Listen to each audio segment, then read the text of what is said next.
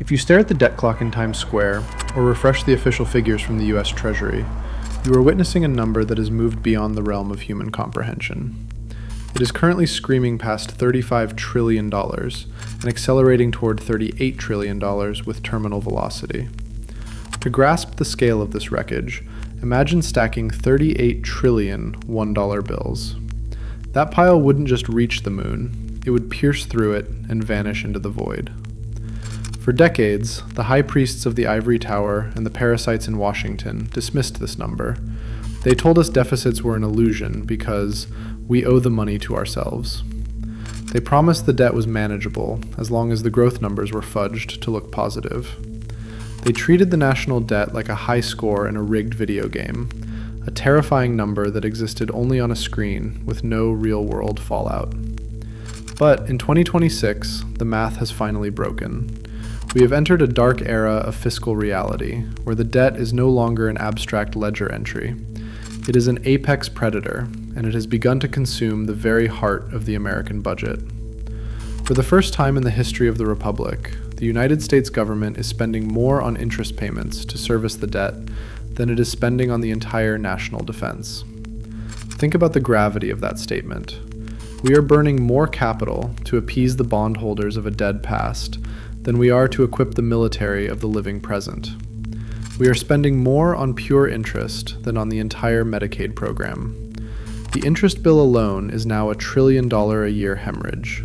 This is the birth of the debt spiral. In a normal home, when the debt becomes toxic, you cut the fat. You stop eating out, you cancel the subscriptions, you live within your means. But the state is not a household. A massive, untouchable portion of government spending is mandatory: Social Security and Medicare. These are blood oaths made to an aging population that cannot be politically abandoned without a total societal collapse. The government cannot cut. Instead, to pay the interest on the old, rotting debt, the state must issue new debt. It is the ultimate Ponzi scheme, borrowing from a new credit card just to pay the minimum monthly balance on the old one. This increases the total weight, which spikes the interest next year, which demands even more borrowing. It is a mathematical feedback loop that leads, inevitably, to exponential ruin. The terrifying reality is that there is no conventional exit from this trap. There are only 3 traditional ways to reduce a sovereign debt burden of this magnitude, and 2 of them are politically impossible in the modern West. The first is austerity, massive tax hikes combined with brutal, scorched earth spending cuts. To actually pay down this debt, the government would have to double income taxes or dismantle the military entirely. Neither will happen. Any politician who suggests cutting Social Security checks by 30% is committing public suicide. Any leader who proposes a 70% tax rate is inviting a landslide defeat. The American economy is a hopeless addict, and government spending is the drug. Pulling the plug would trigger a Great Depression that would make the 1930s look like a boom cycle. Austerity is dead on arrival. The second option is explicit default. The government could walk to the podium and simply say, "We aren't paying." For the United States, the issuer of the global reserve currency, this is the nuclear option. The entire global financial architecture, every pension fund, every bank, and every trade contract is built on the myth that U.S. treasuries are risk-free. If the U.S. defaults, the global banking system vaporizes overnight. Credit cards stop working, trade ships stop moving. It is a financial apocalypse. So, explicit default is also off the table. That leaves only the third option, the path of least resistance. It is the route every collapsing empire, from Rome to Weimar Germany to post-war Britain, has eventually taken. It is the soft default. You don't refuse to pay the debt. You pay every single cent of it. But you pay it back in a currency that has been systematically devalued until it is worth a fraction of what you originally borrowed. You print the difference. This is not some fringe conspiracy theory. It is the official, though unspoken, policy of the United States. It is a process of financial repression designed to covertly transfer wealth from the savers to the state. The goal is simple: keep the interest rate on the debt significantly lower than the true rate of inflation. Let's do the dark math. If the government owes $38 trillion and they let inflation run at 5%, the real value of that debt shrinks by nearly $2 trillion every single year. In terms of pure purchasing power, the government just erased $2 trillion of debt without raising a single tax or cutting a single program.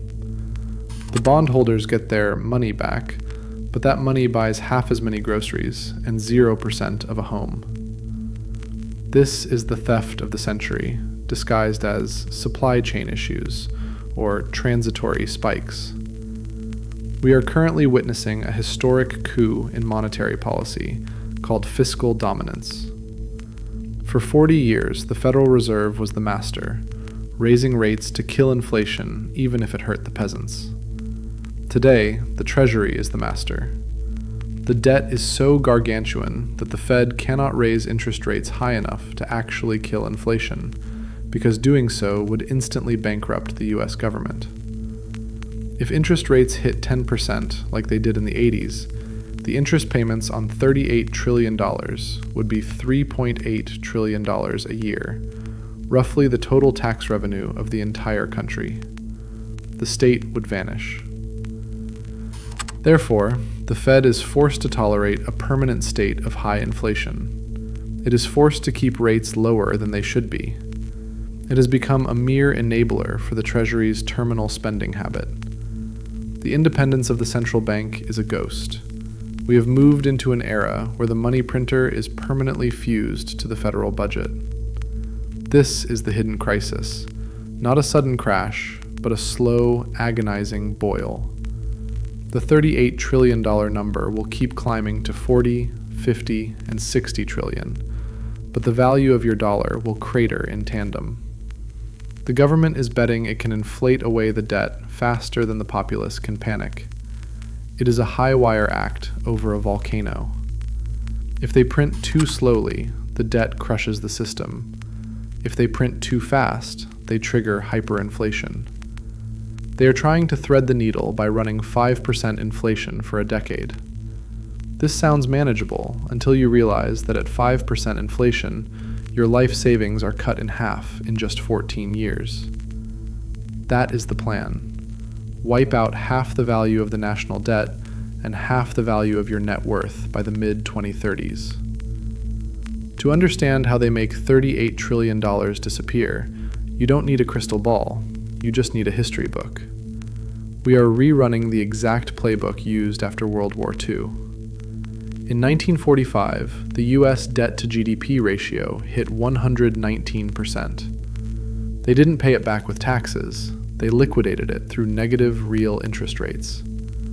For a decade, the Fed capped rates at 2.5%, while inflation raged at 6%. Every year, the people holding safe bonds lost 3.5% of their wealth. This was a deliberate, state-sponsored transfer of wealth from the public to the Treasury. Today, this strategy has been upgraded with 3 modern tools of control. Tool number 1 is the captive buyer. In a truly free market, investors would demand a massive interest rate to lend to a bankrupt government. But the state has rigged the game through a web of banking regulations like Basel III and Dodd-Frank. They force banks, insurance companies, and pension funds to hold treasuries by labeling them high-quality liquid assets. Banks are legally required to hold this garbage to stay in business. This creates artificial demand, forcing the financial system to lend to the state at suppressed rates, regardless of the risk. Your pension isn't buying debt because it's a good investment. It's buying it because it's a legal mandate. Tool number 2 is the broken compass, the manipulation of the CPI. If you want to pay people less, but you've promised to pay them based on inflation, you simply redefine what inflation is. Social Security and tips are linked to the Consumer Price Index. If the CPI is honest, the government goes broke faster. So, they've quietly rewritten the methodology since the 80s to suppress the number. They introduced substitution bias, The logic that if steak gets too expensive, you'll just eat bugs or hamburger, so your cost of living hasn't really gone up. They introduced hedonic adjustments, arguing that if a car costs $10,000 more but has a better backup camera, the price didn't actually increase because the quality is higher. This statistical sleight of hand saves the state billions while gaslighting you about the cost of your own survival. Tool number 3 is fiscal dominance and the central bank put. When foreign nations like China or Japan stop buying our debt, which they are already doing, the Fed steps in as the buyer of last resort. They print money to buy the bonds no one else wants. This is quantitative easing. It suppresses the yield to keep the government solvent, but it floods the world with devalued dollars. The result is the everything bubble. Your house and your 401k look like they are worth more, but it is a monetary mirage. You have more dollars, but those dollars buy less than they did 10 years ago. The government is paying its debt by diluting your share of the American pie. The verdict is clear. The United States is not going to default in the way you think. It is going to inflate. It will keep interest rates below the real rate of inflation for the next decade. You are the donor class. If you keep your money in a safe savings account, you are the one paying off the national debt. But this process isn't hitting everyone equally. It is the primary engine of the inequality tearing this country apart. This is the Cantillon effect. When the Fed prints $1 trillion, it doesn't drop from helicopters. It is injected into the financial sector first. Goldman Sachs, JP Morgan, and BlackRock get the new money at 0% interest and use it to buy up hard assets, real estate, stocks, and tech, before the inflation hits the streets. By the time that money trickles down to your wages, prices have already reset higher. The rich get the money before the inflation, the poor get the money after. This is why since 2008, the asset-owning class has seen their wealth explode, while the wage earners' purchasing power has collapsed. The national debt is being paid for by the liquidation of the American middle class. The era of the risk-free return is over. For 40 years, the advice was to save 10%, put it in a bank, and buy bonds. In a world of fiscal dominance, that advice is financial suicide. You are now being forced into a state of permanent speculation. To simply preserve what you have, you are forced to take risks: stocks, real estate, crypto, anything to outrun the state's printing press. The government has turned the economy into a casino where the safe option of saving is being deliberately destroyed. And the final tool is currently being built in the basement of the Federal Reserve, the Central Bank Digital Currency, or CBDC. Right now, physical cash is the ultimate check on government power. It allows you to exit the system. A CBDC removes that exit. If the dollar becomes purely digital, the Fed gains total control. They can implement negative interest rates instantly, deducting a percentage from your balance every month to force you to spend. They can implement expiry dates on your money or freeze your wallet if your carbon footprint is too high. The transition to a cashless society is not about convenience. It is about total financial incarceration. It ensures there is no escape when the great wealth transfer accelerates. The United States is defaulting. It's just a slow, polite, bureaucratic default. The $38 trillion will never be paid back in real terms. The winners will be those who own scarce assets the state cannot print. The losers will be those who trust the currency and the institutions. The American dream of saving is dead. We are in the game of asset survival now. But history shows that when a state gets truly desperate, they stop being subtle. In 1933, the U.S. government criminalized the ownership of the one asset that protected citizens from this exact scenario. Franklin D. Roosevelt signed Executive Order 6102, seizing the gold of every American citizen under the threat of 10 years in prison. In the next video, we are going to tell the full, uncensored story of the Great Gold Seizure. We will uncover the secret prosecutions, the legal loopholes the elite used to escape, and the terrifying legal precedent that allows the president to seize your Bitcoin, your gold, and your 401k during a national emergency. You need to know if your safe is actually safe. Smash that like button to keep the signal alive, and subscribe so you don't miss the history of the gold ban. I'll see you in the vault.